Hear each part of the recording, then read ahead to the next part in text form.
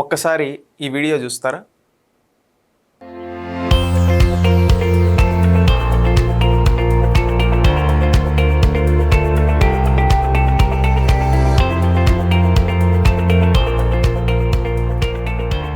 చూశారు కదా. మనం ఈరోజు అసలు విషయానికి వస్తే ఏంటంటే ఏఎంసీఏ డిఫెన్స్ ప్రాజెక్ట్ అనేది ఈరోజు మన ఆంధ్రప్రదేశ్లో మన రాయలసీమలో మన పుట్టపర్తి దగ్గర ఈరోజు భూమి పూజ అనేది గౌరవ ముఖ్యమంత్రి చంద్రబాబు నాయుడు గారు, కేంద్ర రక్షణ శాఖ మంత్రి రాజ్నాథ్ సింగ్ గారు చేయడం జరిగింది. దీంట్లో మనం ఒక్కసారి చూస్తే ఇక్కడ India's indigenous 5th generation stealth fighter jet ప్రోగ్రామ్కి ఇది మేజర్ స్టెప్. ఎక్కడ మన పుట్టపర్తిలో ఇది వేసింది. అదే కాకుండా ఇప్పటి నుంచి మన Puttaparthi aerospace and defence manufacturing హబ్గా డెవలప్ చేయాలనే ఒక ప్రయత్నంతో ఈరోజు చంద్రబాబు నాయుడు గారు, కేంద్ర రక్షణ మంత్రి గారు శ్రీకారం చుట్టూ కేంద్ర రాష్ట్ర ప్రభుత్వాలు కలిసి మనం చూసుకుంటే ఇదేదో వచ్చిన ఆర్డినరీ ఇన్వెస్ట్మెంట్ అయితే కాదు. డిఫెన్స్ ఎకో సిస్టమ్కి ఒక ఎంట్రీగా మనం ఏ అయితే ఉందో దీన్ని మనం చెప్పుకోవచ్చు. ఇది మనందరం గుర్తించాలి. అసలు ఈ టాపిక్ ఇప్పుడు ఎందుకు వచ్చింది అని చాలామందికి చాలా డౌట్స్ కూడా ఉంటాయి. వాళ్ళందరికీ చెప్పేది ఏంటంటే ఇండియా ఏంటంటే ఇప్పుడు వరకు వెపన్స్ బై చేస్తూ ఉండేది. ఇప్పటి నుంచి ఏంటంటే మనం ఎప్పుడు వేరే వాళ్ళ దగ్గర కొనుక్కోవడం ఏంటి, మనమే వెపన్స్ తయారు చేసే స్థాయికి మనం రావాలని మన కేంద్ర ప్రభుత్వం ఆలోచించడం, దాన్ని అందిపుచ్చుకుని అది మన రాష్ట్రంలో తయారు చేసే విధంగా చంద్రబాబు నాయుడు గారు కేంద్ర ప్రభుత్వంతో డిస్కషన్ చేసి ఇక్కడ స్టార్ట్ చేయడం జరిగింది. ఈ విధంగా ఉంది. అసలు ఇప్పుడు చైనా అనేది 6th generation fighter jet testing వరకు వెళ్ళిపోయిన సమయంలో ఇండియా నెక్స్ట్ జనరేషన్లో ఎయిర్ డామినెన్స్ క్యాపబిలిటీ బిల్డ్ చేయాల్సిన ప్రెషర్ ఉంది. అందుకోసం కావచ్చు యుక్రెయిన్ వార్ తర్వాత ప్రపంచం మొత్తం ఏం చేస్తూ ఉంది, డిఫెన్స్ మ్యానుఫ్యాక్చరింగ్ పైన ఎక్కువ ఇంపార్టెన్స్ ఇస్తూ ఉంది. US, China, Israel defence industry, economic power plus strategic రెండూ ఇస్తుందని ఇండియా ఎప్పుడు ఇండియా రియలైజ్ అయింది. ఇది రిలీజ్ అయిన తర్వాత చంద్రబాబు గారు కూడా ఏపీని ఒక ఐటీ ఇవే కాకుండా ఒక మ్యానుఫ్యాక్చరింగ్ యూనిట్ హబ్గా మార్చాలి అనే ఒక విజన్తో చంద్రబాబు నాయుడు గారు ఆలోచనలు చేయడం జరిగింది. దానికోసం దాన్ని ఏ విధంగా అంటే మనం ముఖ్యంగా రాయలసీమలో ఇండస్ట్రీస్ని ఈ విధంగా బిల్డ్ చేయాలని గతంలో 2014 నుంచి 19 వరకు కూడా చేయడం జరుగుతూ ఉంది. దాని బేసింగ్ మీద మళ్ళీ చేస్తూ వచ్చారు. మళ్ళీ మనం దీన్ని ఎట్లయినా ఈ డిఫెన్స్ యూనిట్ మనం ఇప్పుడు చూసుకుంటే ఈరోజు చంద్రబాబు నాయుడు గారు ఒక మాట చెప్పడం జరిగింది. మనం నౌకదళం శక్తిగా విశాఖపట్నం, క్షిపాణి శక్తిగా మన నాగాయలంక, అదేవిధంగా మనం ఈరోజు ఒక రక్షణ శక్తిగా మన పుట్టపర్తి కావచ్చు. మనం ఇప్పుడు శ్రీహరికోట ఇక్కడ చూస్తూ ఉంటాం. మన రాష్ట్రం నుంచే రాకెట్స్ కావచ్చు ఇవన్నీ వెళ్తూ ఉంటాయి. ఈ విధంగా అన్ని రంగాల్లో ఏపీ అనేది ఒక రక్షణ కవచంగా మారుతుంది దేశానికి అని చెప్పి ఈరోజు చంద్రబాబు నాయుడు గారు చెప్పడం జరిగింది.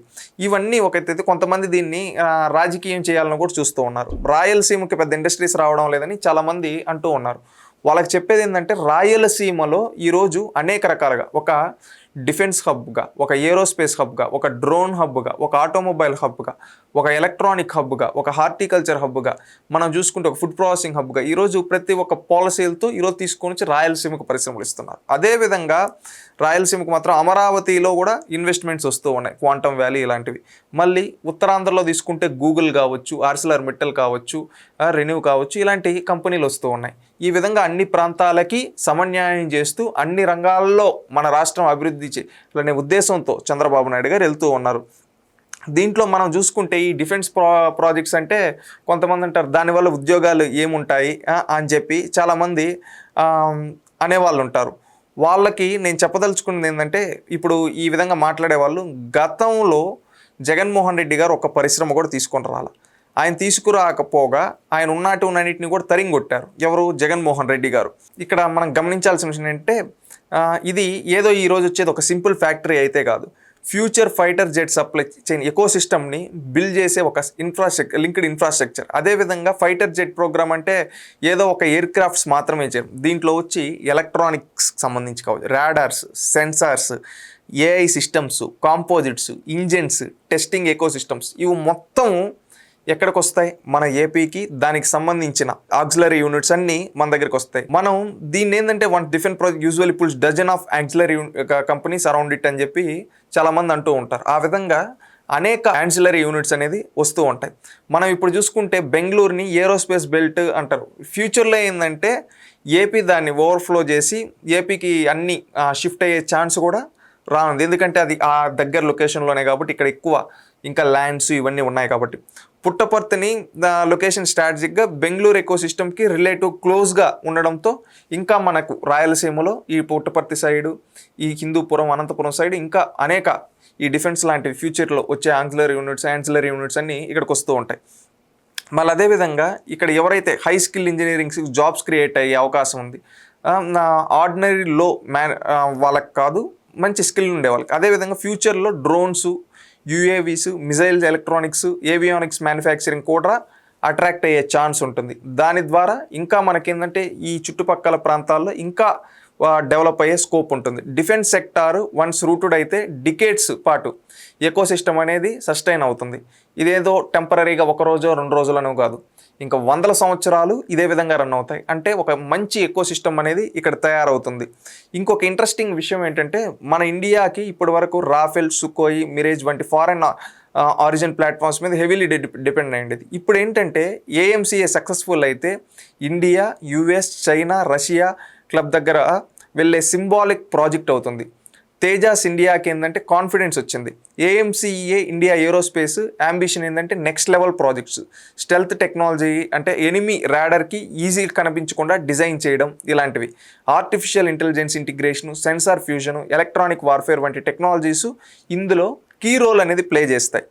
మనకు ఫ్యూచర్లో ఏం జరిగే ఛాన్స్ ఉంది అని మనం ఒకసారి చూసుకుంటే ఏపీలో ఏరోస్పేస్ కారిడార్ అనేది డిస్కషన్ దాని గురించి పెరగచ్చు. అదేవిధంగా మోర్ ప్రైవేట్ డిఫెన్స్ ప్లేయర్స్ను ఏపీని సీరియస్గా కన్సిడర్ చేసే అవకాశం కూడా ఉంటుంది. మళ్ళీ స్కిల్డ్ ఇంజనీరింగ్ మైగ్రేషన్ ఏపీ వైపు వచ్చే అవకాశం మన రాయలసీమ వైపు. అదేవిధంగా మన రాయలసీమ ఇమేజ్ ఇంక్రీజ్ అవుతుంది. మళ్ళీ సెంటర్ స్టేట్ స్ట్రాటజిక్ పార్ట్నర్షిప్ ఇంకా స్ట్రెంగ్తెన్ కావచ్చు. ఫ్యూచర్లో ఎలక్షన్స్లో కూడా ఈ ప్రాజెక్ట్స్ పొలిటికల్ టాకింగ్ పాయింట్స్ అయ్యే అవకాశం ఉంది. మనం ఇక్కడ చూసుకుంటే ఇవన్నీ ఒక ఎత్తు అయితే, ఈ విధంగా మనం రాయలసీమ ప్రాజెక్ట్స్ అని చెప్పి ఈ విధంగా మనం చెప్పుకుంటూ ఉన్నామో, ఈ డిఫెన్స్ ప్రాజెక్ట్ అనేది రేపు భవిష్యత్తులో ఒక ఐకానిక్గా మారబోతున్నాయి.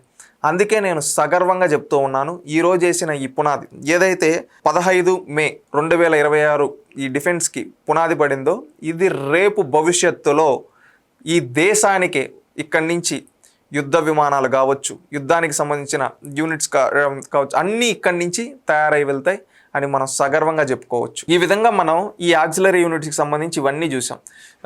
ఆక్సిలరీ యూనిట్స్కి డిఫెన్స్ ఈ ఏఎంసీఏ ప్రాజెక్టు గురించి ఈరోజు చూసాం. ఈరోజు ఏంటంటే దేశం అంతా ఆంధ్రప్రదేశ్ వైపు చూస్తూ ఉంది. మనం ఒక ఆంధ్రప్రదేశ్ పౌరులుగా మనం సగర్వంగా చెప్పుకోవచ్చు, నా రాష్ట్రం ఒక్క రంగంలోనే కాదు అన్ని రంగాల్లో ఈరోజు అభివృద్ధి చెందుతూ ఉంది అని మన ప్రతి ఒక్క పౌరుడు సగర్వంగా, యూత్ ముఖ్యంగా ఆలోచించాలి. జెన్జీ ఎవరైతే ఉన్నారో వాళ్ళు ఆలోచించాలి.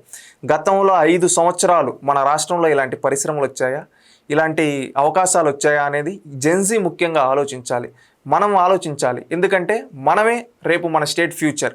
ఈరోజు ఎవరైతే మనం యూత్ ఉన్నామో మనమే రేపు మన స్టేట్ ఫ్యూచర్ని మనం బిల్డ్ చేయాల్సిన అవకాశం ఉంది. మనం గతంలో చూసాం, గతంలో ఉండే కొంతమంది పొలిటీషియన్స్ ఏమనేవాళ్ళు తెలుసా, చేపలు రొయ్యలు అద్భుతంగా ఉన్నాయి, 5,000 6,000 ఇచ్చి మీరు నా కింద ఉద్యోగాలు చేయండి, నా కింద పాలేరులుగా ఉండండి అని చెప్పి అప్పట్లో చెప్పిన ఆ పాలకుడు గురించి ఒక్కసారి ఆలోచించండి అని కోరుతూ ఉన్న రాష్ట్రంలో ఉండే యువత అందరినీ. ఎందుకంటే ఆ రోజు నోటిఫికేషన్లు ఇస్తామని కనీసం ఒక్క నోటిఫికేషన్ కూడా ఇవ్వకుండా మొత్తాన్ని నాశనం చేసిన వాళ్ళని, ఆ రోజు ఇన్ఫ్రాస్ట్రక్చర్ బిల్డ్ చేయకుండా రాష్ట్రాన్ని గాలి కుదిలేసిన పాలకులను ఒక్కసారి గుర్తు చేసుకోమంటున్నా. ఈ విధంగా మనం చూసుకుంటే నాడు పాలకులుగా ఉన్న వాళ్ళు రాష్ట్రాన్ని నాశనం చేస్తే ఈ రోజున్న పాలకులు చంద్రబాబు నాయుడు గారు కావచ్చు, నారా లోకేష్ గారు కావచ్చు, పవన్ కళ్యాణ్ గారు కావచ్చు, మోడీ గారు కావచ్చు, ఈ వీళ్ళ కాంబినేషన్లో ఈరోజు రాష్ట్రం ఎంత ముందుకెళ్తుందో మనం ఆలోచించాలి. ఈరోజు మనందరి బాధ్యత, మన రాష్ట్ర భవిష్యత్తు మన బాధ్యత. ఈరోజు వైజాగ్ సైడ్ మనం చూసుకుంటే ఒక స్టీల్ క్యాపిటల్ ఆఫ్ ఇండియాగా మన ఉత్తరాంధ్ర బిల్డ్ అవుతూ ఉంది. మన డేటా సెంటర్ హబ్ క్యాపిటల్గా ఇండియాకి మన వైజాగ్, మన ఉత్తరాంధ్ర బిల్డ్ అవుతూ ఉంది. ఈరోజు చూసుకుంటే ఉత్తరాంధ్ర అనేది మనం చూసుకుంటే ఒక టూరిజం హబ్గా తయారవుతూ ఉంది. మనం అమరావతి లాంటివి చూసుకుంటే ఒక క్వాంటమ్ హబ్గా, మనం కాకినాడ లాంటివి చూసుకుంటే గ్రీన్ అమ్మోనియా లాంటివి కావచ్చు, మనం ఈరోజు ఇక్కడ ముఖ్యంగా రాయలసీమలో చూసుకుంటే ఎన్ని యూనిట్స్ వస్తూ ఉన్నాయి. ఈరోజు వచ్చింది డిఫెన్స్ అంటే రేపు దేశం మనం రేపు మన దేశానికి ఎప్పుడన్నా యుద్ధం చేయాల్సిన అవసరం వస్తే ఆ రోజు యుద్ధ విమానాలు ఎక్కడి నుంచి వెళ్తాయంటే మన ఆంధ్రప్రదేశ్, మన రాయలసీమ, మన పుట్టపర్తి నుంచి వెళ్తాయంటే మనం ఎంత గర్వంగా చెప్పుకోవచ్చు. అంటే ఈరోజు మన కాంట్రిబ్యూషన్ మన దేశం కోసం మనం కాంట్రిబ్యూట్ చేస్తూ ఉన్నది మన నేల. అలాంటి ప్రాజెక్టులకు ఈరోజు శ్రీకారం. డ్రోన్స్ మనం ఇప్పుడు చూస్తున్నాం, యుద్ధాల్లో కావచ్చు ప్రతి ఒక్క దగ్గర డ్రోన్స్ ఏ విధంగా యూజ్ చేస్తున్నాం. అలాంటి డ్రోన్ హబ్గా మన కర్నూలు ఓర్వకల్లు దగ్గర బిల్డ్ అవుతూ ఉంది. మనం అదే చూసుకుంటే ఇప్పుడు రాకెట్స్ ఇవన్నీ స్పేస్ హబ్ అని, ఆ స్పేస్ హబ్ మనం ఎక్కడ మన శ్రీహరికోట నుంచి ఈరోజు దానికి సంబంధించిన ఆ స్పేస్కి సంబంధించి ఆ రాకెట్స్ తయారు చేసేదానికి అవన్నీ కూడా ఎక్కడ తయారవుతాయంటే మన రాయలసీమలో తయారవుతూ ఉన్నాయి. అంటే ఈరోజు రేపు మనం ఉపయోగించే శాటిలైట్స్ కావచ్చు, రేపు మనం చేసే యుద్ధ విమానాలు కావచ్చు, మనం ఉపయోగించే డ్రోన్స్ కావచ్చు, మళ్ళీ ఇంకొకటి మనం వాడుకునే ఏసీలు 80% మన రాయలసీమలో తయారవుతూ ఉన్నాయి.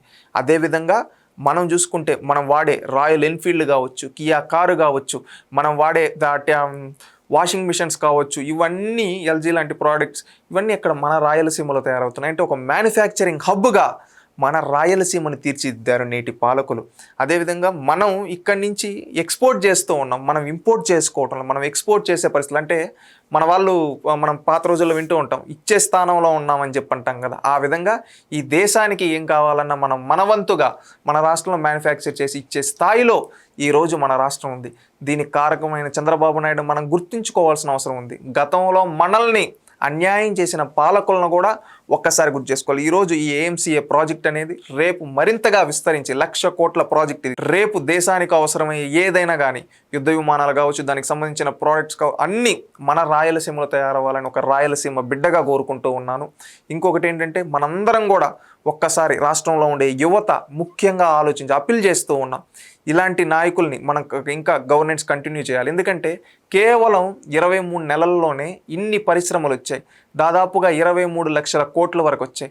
అన్ని రంగాలకు సంబంధించిన డెవలప్ చేస్తూ ఈరోజు కంపెనీస్ తీసుకొని వచ్చారు. ఏదో ఒక సెక్టార్ అనే కాదు, అన్ని సెక్టార్స్లో ఐటీ కార్ నుంచి మొదలు పెడితే డిఫెన్స్ వరకు ఈరోజు వచ్చాయి. అదేవిధంగా హార్టికల్చర్ని డెవలప్ చేస్తున్నారు, ఇరిగేషన్ ప్రాజెక్ట్స్ చేస్తూ ఉన్నారు. ఇవన్నీ మనం గుర్తు చేసుకోవాలి. ఈరోజు ఏఎంసీఏ ప్రాజెక్ట్ అనేది రేపు దేశానికే గర్వకారణం అవుతుంది. ఆ ప్రాజెక్టు నా తెలుగు నేలపైన నా రాయలసీమలో ఉందని ప్రతి ఒక్క తెలుగువాడు సగర్వంగా చెప్పుకునే రోజులు రేపు భవిష్యత్తులో రానున్నాయి. ఇది ప్రతి ఒక్కరూ గుర్తుపెట్టుకోవాలి. ఇంకొకటి ఏంటంటే నేను కోరేది, ఈరోజు ఈ సాధించిన విజయం అనేది ప్రతి ఒక్కరిది. ఎందుకంటే ప్రజలది ముఖ్యంగా. ఎందుకంటే గతంలో ఎన్నికలప్పుడు ప్రజల దగ్గరికి చంద్రబాబు నాయుడు గారు వెళ్ళొచ్చి మీరు మాకు ఓటేయండి, ఈ నేల తల ఎత్తుకునేలా చేస్తామని చెప్పి నాడు చెప్పడం జరిగింది. మిషన్ రాయలసీమలో లోకేష్ గారు, ఎన్నికల ప్రచారంలో చంద్రబాబు నాయుడు గారు, దానికి తగ్గట్టుగా ఈరోజు తీసుకొని రావడం జరిగింది. ఈరోజు మేము సగర్వంగా చెప్పుకోగలుగుతాం, తల ఎత్తుకొని మా నేలపైన ఈ విధంగా ఉందండి. ఒకప్పుడు అంటే రాయలసీమ అంటే రాళ్ళసీమ, రాళ్ళు ఉంటాయి ఇక్కడ, కరువు అని మాట్లాడేవాళ్ళు. ఈరోజు మాకు కరువు లేదు, రాయలసీమ నేలపైన కృష్ణమ్మ పరవళ్ళు పొంగుతున్నాయని సగర్వంగా చెప్పుకోవచ్చు. అదేవిధంగా మా దగ్గర రాళ్ళు కాదు, బాంబులు కాదు తయారయ్యేది, దేశానికి ఉపయోగపడే యుద్ధ విమానాలు తయారవుతాయని కూడా మనం సగర్వంగా చెప్పుకునే రోజు ఈరోజు అని చెప్పి నేను ప్రతి ఒక్కరికి తెలియజేస్తున్నాను. ప్రతి ఒక్కరూ, ఇది రాయలసీమలో ఉండే ప్రతి ఒక్కరూ ఈరోజు మనం సగర్వంగా చెప్పుకోవచ్చు. మన బిడ్డ అని చెప్పి మనల్ని ఒకడు గొంతుకొస్తే ఈరోజు నిజమైన మన బిడ్డ మనల్ని సగర్వంగా నిలబెట్టేలా చేశాడు చంద్రబాబు నాయుడు గారు. అది గుర్తుంచుకోవాలని కోరుకుంటూ జై హింద్, జై తెలుగు తల్లి.